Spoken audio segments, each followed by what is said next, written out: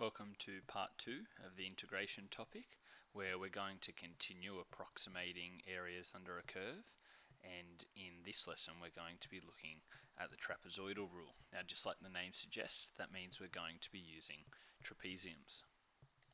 We often draw trapeziums like this or like this, and then we label the parallel sides and the vertical height between those two parallel sides. But how do we actually come up with the area for a trapezium? Well, I'm just going to show you now a quick, neat little way to come up with this formula. And it starts by actually creating another shape, a parallelogram. If we take the original trapezium and copy that, and then flip it upside down and chuck it next to it, in either case, we get this bigger parallelogram. In this case we've got a rectangle, which is just a special type of parallelogram. And now let's focus on finding the area of this parallelogram. First of all, what's the length of the base? Well, it's now A plus B. So the length of the base is A plus B.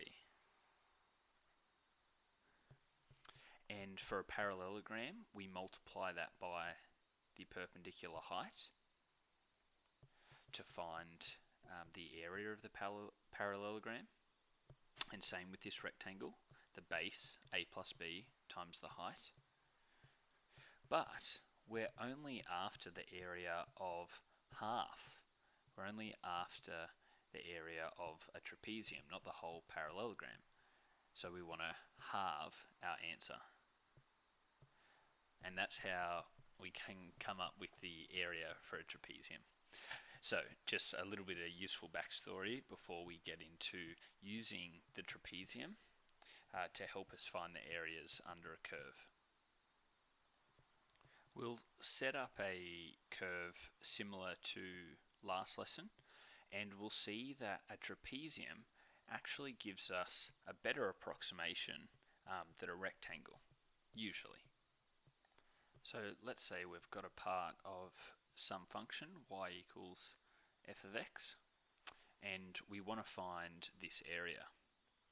It's underneath the curve, between the curve and the x-axis, and also between x equals a and the line x equals b. Now, before we go any further, what would this height here be?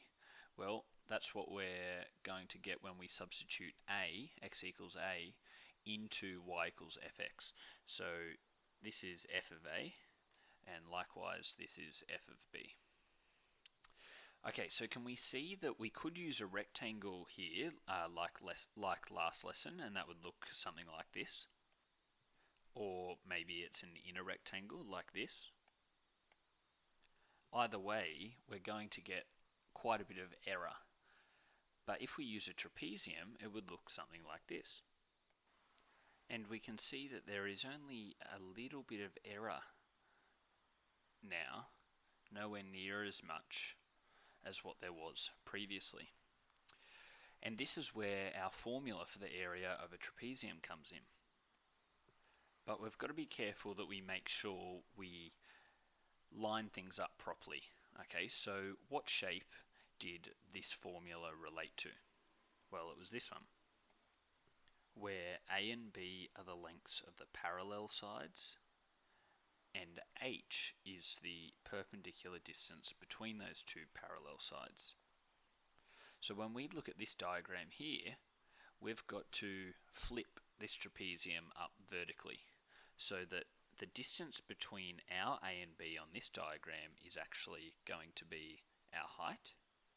Right, so that's this distance in here, because our parallel sides are the f of a and the f of b.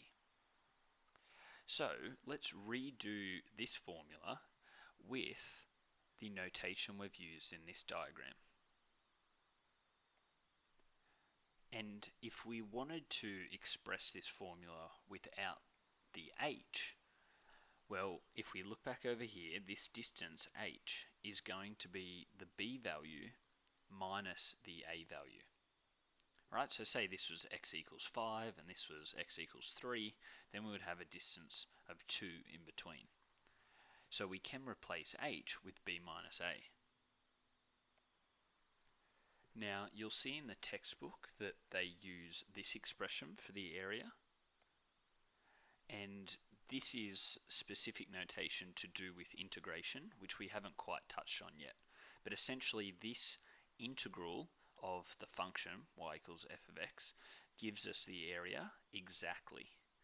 And we haven't done that yet, so we'll just keep calling it a.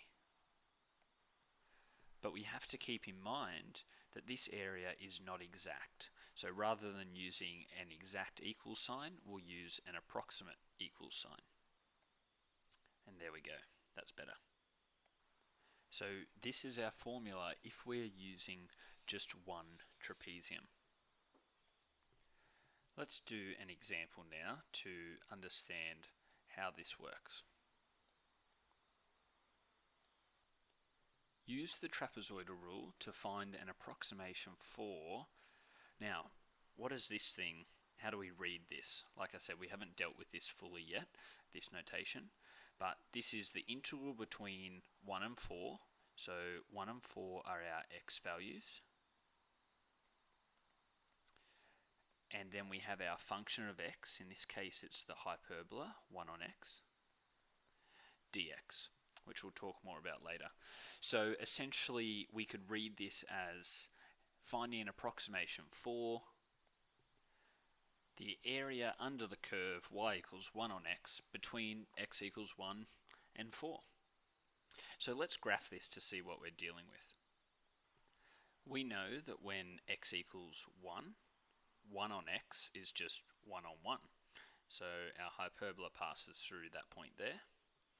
At x equals 2, we have 1 on 2, or a half. So we pass through 1 half. At 3, we have 1 on 3, or a third, which is about here. And at 4, we pass through 1 quarter. And then likewise, we have the opposite kind of thing going upwards here as the hyperbola approaches infinity. So at x equals half, we have 1 divided by a half is 2. 1 divided by a third is 3. And 1 divided by a quarter is 4. And so we can get our hyperbola shape tracing out like we've seen before. Now, we do know that the hyperbola has another part to it down in the third quadrant, but we only have to deal with this section here because we've been told that it's between x equals 1 and 4, or we can see that up here in the integral sign. So x equals 1 is our line here, and x equals 4 is here, and so we're finding this area. Or rather, we're finding an approximation to this area using the trapezoidal rule. So there's our trapezium. Now, it's a little bit off. It's going to overestimate our area a touch, but it's just an approximation. Now, before we get into the working out, let's just make sure we know what everything is in this diagram. So the function of x is the hyperbola function 1 on x. Our a value is here. So a is 1. And our b value is 4, so b is 4. And that means we're going to want this height, f of a, and we know that when we substitute in 1, we get 1, right? So at 1, we go across the 1, and this height, well, that's a quarter, right? When we substitute in 4, so f of 4, we get a quarter. And so with this information, we can go ahead and use our formula.